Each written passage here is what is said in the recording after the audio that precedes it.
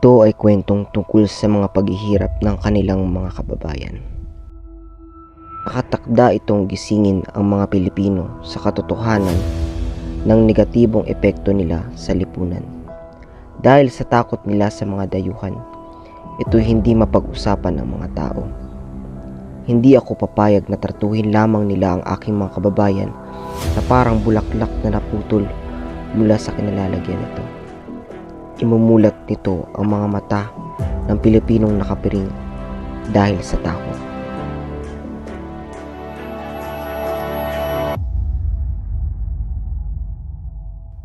Akin nga palang ipapakilala sa inyo ang anak ng matalitong kaibigan mula sa Europa, sa Sugibara. Magandang tanghali po sa inyong lahat. Ayos na tao. Alam mo na nila lang ang sinusunod sa bahay.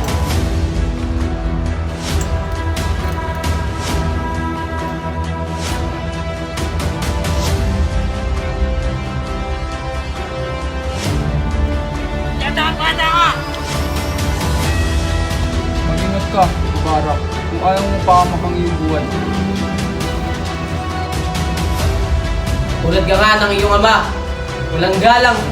Kasalanan nga ay nananalantay sa dugo. Mayaman nga, ngunit walang puso. At mamamatay tao. Ano? Ano ang sinabi mo?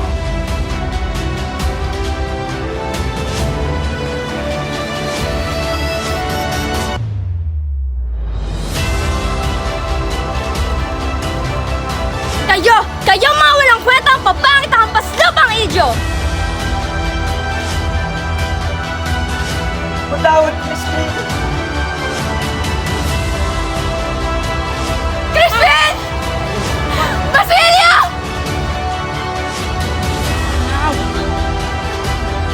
Patawad!